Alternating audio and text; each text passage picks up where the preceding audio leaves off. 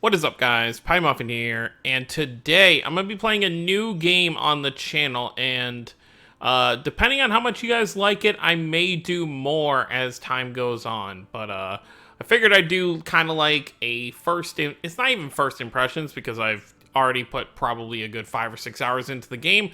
But we're gonna be talking about Genshin Impact. I'm sure a lot of people have probably heard about it by now. What it basically is, it is a it, I don't even want to say loosely based off of or modeled after, but it is basically modeled after Breath of the Wild. Legend of Zelda Breath of the Wild. You basically have this open world to explore. You have characters you can get via story and gacha, so it is a gacha game. But you can play it on console. I am currently playing on PlayStation 4, so that's what you're seeing here. But it is also available on PC and mobile. I can't really say how much I'd like playing this on mobile because this is a very kind of action-oriented game, and for mobile, I tend to lean more towards turn-based games, just because it's easier to play, like when you're on the go and stuff. But if you do want to give this a shot, it is free to play. So on Android, iOS, PS4, or I don't know if it's Steam or how you download it on PC, but it's on PC somewhere.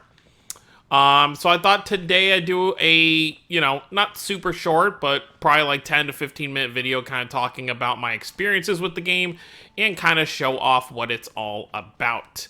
I kind of wish I had saved some currency because I could have done a summon on here, but it is what it is.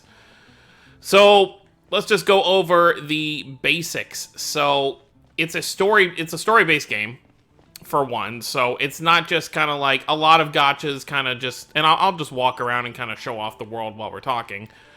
A lot of gachas are kind of just like very simple story based, but this is like a full like RPG. I feel like the gacha aspect, honestly, is a very minor part of the game because this character right here who has my name, and then this character right here, Lisa, are both free to play units. You start off with these characters. Well, Lisa you get after a certain story point, but she's a free character.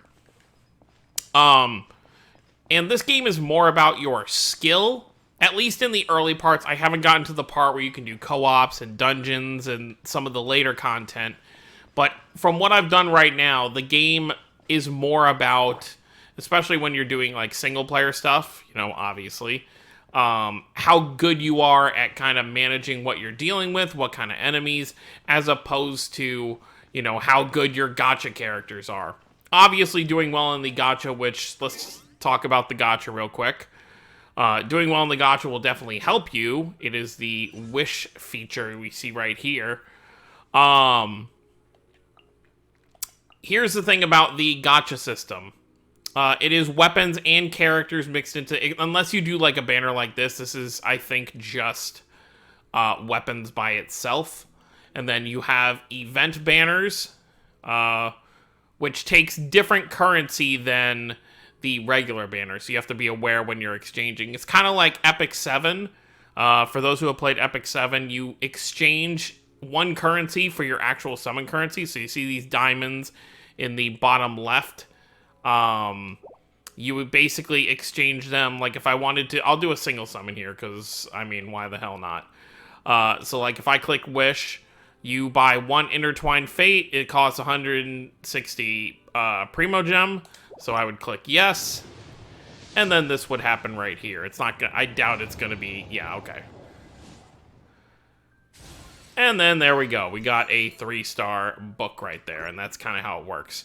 And obviously if you do a multi, you are guaranteed, I don't know if you're, yeah, every multi is guaranteed a 4-star or higher item. I have yet to pull a 5-star in this game, so I don't even know what that feels like. But from what I understand, there's only 3 5-star characters right now anyway. You've got Venti, and then you've got Jean and Diluc over here. So I think those are the only... Can we look at details? I don't know if this is what I wanted to click. But, because I haven't actually looked at the banners myself. 5-star. Yep, these are all weapons that are 5 stars besides Okay, so... Oh, no, there are 3 characters, so... Okay, so I was wrong. It was... Oh, wait. Character? Jean, Quickie, and K... Why is there an item name? That's odd. Okay. But yeah, so there's only a few 5-star characters right now, so probably best to not go super crazy, but I think I've done... like 2 multis on this banner, and then there's a beginner banner I did twice, which guarantees you something. And then I think I've done 1 multi on this banner as well. So, I have stacked my account up quite a bit. Like, if we go ahead and look at my characters, these are all the characters I have. I got you from GACHA, GACHA, free, GACHA, free, GACHA. So, out of all the units I have, 1, 2, 3, 4. So 4 of my, what is there, 8 units here? 4 of my 8 units I've gotten from summons, and they're all 4 stars. It doesn't really show it right here, but they are 4 stars, so there is that. I guess enough talking about the gacha aspect of things, because like I said, it's a very minor part, and honestly, you're not gonna, unless you whale into the game, you're not gonna get currency for summons that frequently. I feel like, because I'm sure the story is going to have a cutoff point where we have to wait for more content, like most gacha games do. By the way, you can glide. You get wings after a certain point, which is kind of neat. So yeah, that's enough about the gacha aspect. You can infuse, you know, your dupes of weapons to make your weapons stronger. You can enhance weapons. And obviously, certain characters only use specific weapon types. Like, your main character uses a sword. Zhang Ling over here uses a spear. Noelle uses a long sword, or a heavy sword, which this is actually a 4-star sword, if I'm remembering correctly. And then I actually have the 5-star book for Lisa, that I've actually have gotten a 5-star, just not character. So that's pretty cool there. But yeah, it's very Breath of the Wild-esque, as you can see as I'm kind of walking out here. You just got this huge map to explore, which I guess, by the way, I should show the map off. All the green, obviously all the areas you can see are places I've been to or unlocked. You have to go to these towers specifically, this icon right here, and activate it, and it opens up part of the map. As you can see, I've got plenty more over here. You know, all the way down here. I've got more as well. The map is huge, so it's going to be very expansive. But, going out too far is probably not the best thing right off the bat, because you never know what kind of high enemies you're going to encounter. By the way, since this is basically a JRPG Breath of the Wild, your characters that you pull from gachas do have levels. As you can see, I've got my character at level 20, and then once you have the materials, which I'm still missing this thing, you can limit break, and you can see that's going to open up one of my star limit breaks there. I assume you get 20 levels per limit break, so if there's 6 limit breaks, that would mean the max level is like, what, like 140 per character? But I'm sure it's going to be a long time before people reach that. But what's kind of nice about that is... all characters, gacha or free, have all those limit breaks to be able to be obtained. So even if you're extremely unlucky in the gacha, you don't summon too much, your free units will still be able to be limit broken to that extent, which means most of the story content you deal with, you are going to be able to beat on your own. I'm sure in, like, endgame stuff, the rarities are going to matter, but I think if you're just going to play this game as, like, a casual, you know, I just want to play the story, see how things go, you will be able to do that. I don't know if this game has mounts or if they plan to add mounts, but I'm sure at some point that might be something they consider. Oh, perfect, there's a campsite over here. I can show off combat. But even though you can fast travel, it would be kind of nice to just have a faster way to kind of travel. As you can see, this literally just looks like it was pulled from Breath of the Wild, the little goblin camps. And it basically has the same function. Most of these have treasure chest you can get once you clear everything out. So let's just kind of, I guess, beat them up. They're going to die super fast. Not the best enemies to kind of show off the combat since they got one-shotted. But then you got enemies like this. He's obviously up there in the sky, so you need a better way of hitting him. So you just go ahead and do that. You get your ranged character, and boom, you're set. There used to be a treasure chest here, but I've already opened it, so it's not going to be here. And you can only open it once you clear out the camp. So there is that. Another thing to kind of mention here is that it's a lot more interesting than some action games because you can actually combo. You have a party of 4 at all times, you know, assuming you have 4 characters unlocked.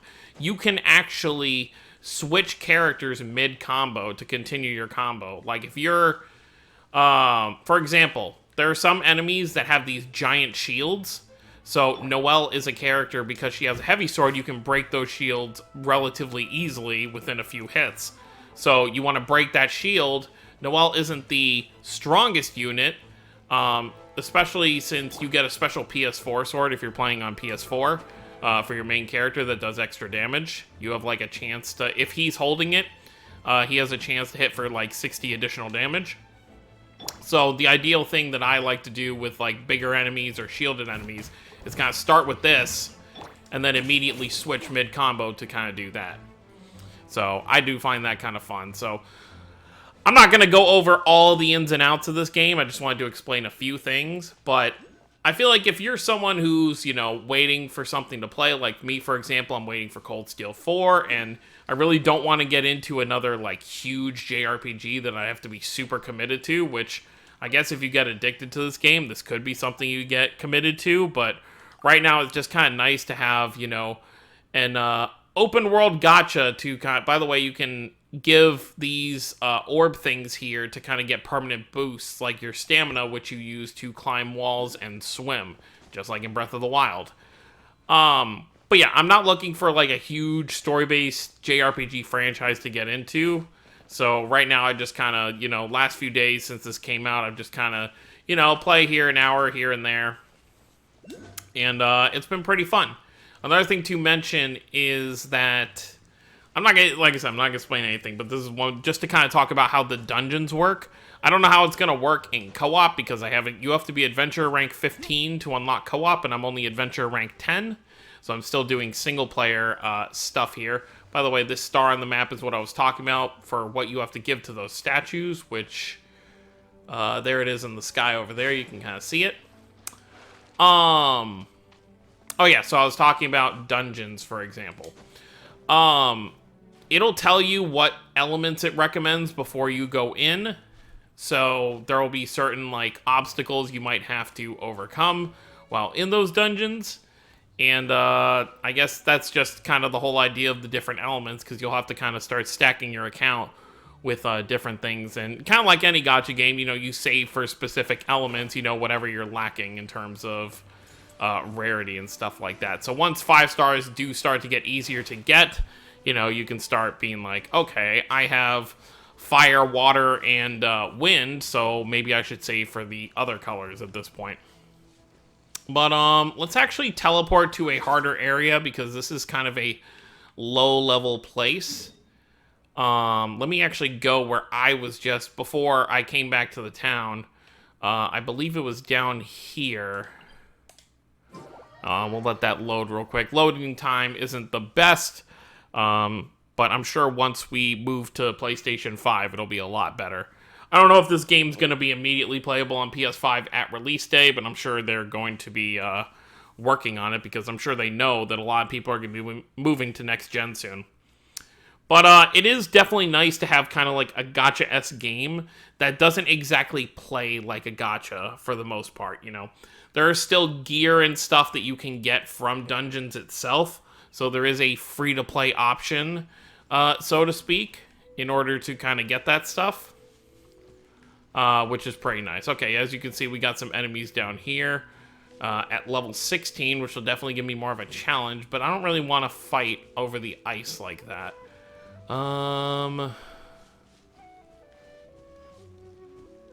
No, you're a person, you're a person. This is a bug. This guy's gonna be annoying to fight. So as you can see, you can kind of just switch on the fly depending on what you're fighting. And then just continue your combo like that. I feel like it's going to be much more viable when you're actually in a dungeon with other players because you'll actually have all your characters out at once. I think that's the only thing that's kind of weird about this game is that instead of having all your characters in like a party, you're just switching between them one by one. This will be a good area to kind of show some combat before we get out of here. For the most part, most quests you just get given to you. Let's just go over the different menus real quick, I guess. Quests. So just like any other JRPG, you have your quest log, and then it'll have an arrow that kind of points what you're going to do. Right now, my only main quest is this one, which you saw over at the thing before we teleported. And then I need to be at adventure rank 15 for this one. Increasing your adventure rank is as simple as like opening treasure chests, killing enemies, doing side quests, that kind of stuff. So you might have to grind out a bit in between story portions. And like I said, I'm sure there's going to be a cap of story portions at some point. Also, grab everything you walk by because it'll be necessary for cooking and crafting and all that good stuff. And don't get frozen like I just did.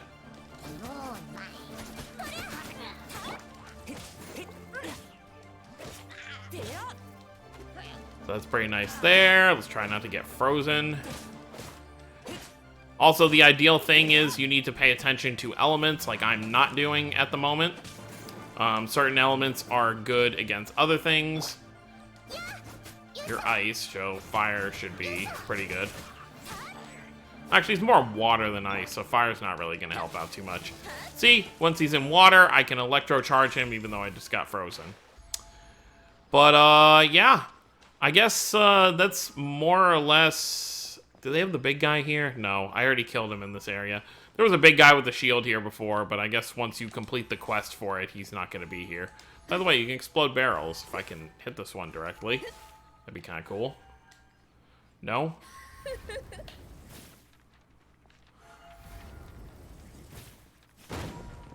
See? And I can even blow myself up, so that's always fun. But I think more or less that's kind of like... I guess to, instead of explaining anymore, I should just talk about if I like it before we get out of here. Which I have done a little bit of. I really do think this is going to be a fun game down the line once more stuff, you know, comes out. Especially if you have a group of friends you can play this with. I have, like, 3 friends who are... I mean, I have a lot of people on my friends list, but I have 3 actual friends who I talk to actively that I'll probably be doing, like, dungeons and co-op stuff with. So I feel like definitely if you have a group of friends who you would play this with, that this could be a lot of fun, especially in the later portions of the game. I'm sure if you don't have friends to play with, it could still be fun for the single player aspect, but I think once you get to like end game stuff and you're really starting to try and like farm for gear and stuff like that, it'll be a lot more fun to have friends to play with. By the way, there is a Japanese and English dub, so you can play with whatever voice you choose. I am playing in Japanese just for the simple fact of I play almost all my JRPGs in Japanese, if there's a choice to. So, I just get more used to the voices that way. But, I think that's pretty much it. Let me know what you guys think of Genshin Impact down below if you have played it at all. And let me know if you guys have gotten lucky with the gacha, if you have any of the 5-star characters. And if you guys want to see more content on the channel for this, maybe I'll do like a live stream. You know, once I unlock co-op, maybe I can do like some streams where I play with some of you guys and gals. And, you know, do some dungeon crawling and stuff like that. Definitely let me know down below. I'm definitely be open to it. But that's going to be it, guys. Thank you all for watching. Don't forget to subscribe more if you're new to the channel. I'll see y'all next time. Have a wonderful day, everyone.